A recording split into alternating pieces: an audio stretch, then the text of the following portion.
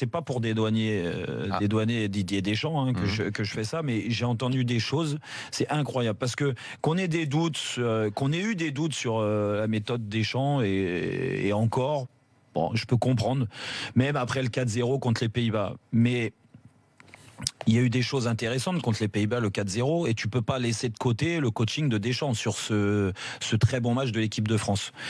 Comme tu peux pas, avec ce 0-0 contre le Luxembourg, nier que il a peut-être fait des erreurs, mais que les responsables, c'est quand même les joueurs. Ceux qui ont joué au football, n'importe quel niveau, je parle. Et c'est ça qui m'inquiète, c'est que j'ai entendu des choses, que ça soit à un niveau amateur, au niveau professionnel, et même sur les ondes des RMC encore hier.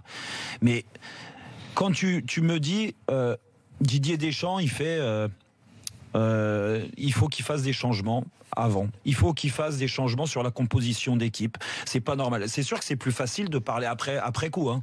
Mais avant le coup, il y a quand même une gestion d'effectifs à avoir. Quand tu sors d'un 4-0 contre les Pays-Bas, comment tu veux qu'on dise tiens, Pogba de côté ou Kanté, on va mettre Rabiot, Griezmann ou Giroud de côté, on va mettre Mbappé, ou Lacazette à la place de Giroud, et puis changer Coman et puis changer Lemar, parce que en 3 jours comme ça ils peuvent pas récupérer.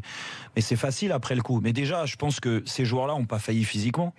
C'est que c'est techniquement qu'il y a eu un souci. Je sais pas, je pensais que Mbappé était sorti parce qu'il était fatigué. Dans le dernier geste, apparemment, après, c'est ce que nous a dit ton staff. Hein. Non, c'est ce qu'a dit Guy Stéphane hier, sur Team Duc, sur mon staff, ouais, t'as raison. Mais c'est l'adjoint de ton pote. Non, mais ce que je veux dire sur Mbappé, c'est facile. Mbappé, il a été très bon pendant 20 minutes, mais il faut pas masquer le reste du match d'Mbappé.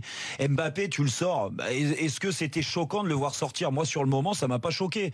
Et il l'a sorti à la 59e minute de jeu. Il a fait 2 changements. Et on lui reproche en plus à Didier Deschamps de faire des changements trop tard dans le match. Mais à la 59e minute, il reste plus d'une demi-heure à jouer contre des Luxembourgeois qui avaient mis plus que le bus devant le but. Normal, on a frappé à peu près 38 ou 40 fois au but.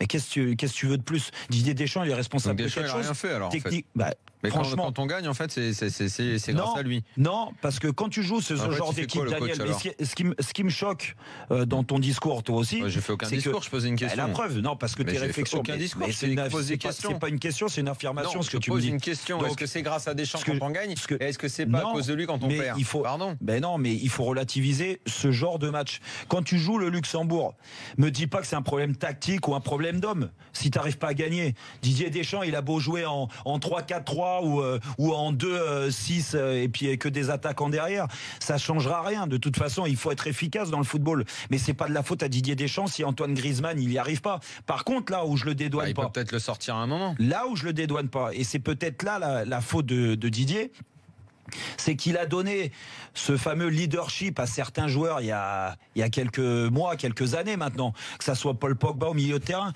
que ça soit Antoine Griezmann devant, que ça soit Hugo Lloris dans les buts. Donc il a le droit de temps en temps de se poser des questions sur Pogba ou pas? Oui, mais là on est dans une évolution. Donc on est bien déjà, si tu dis ça, c'est bien. Il faut quand même lui laisser le temps.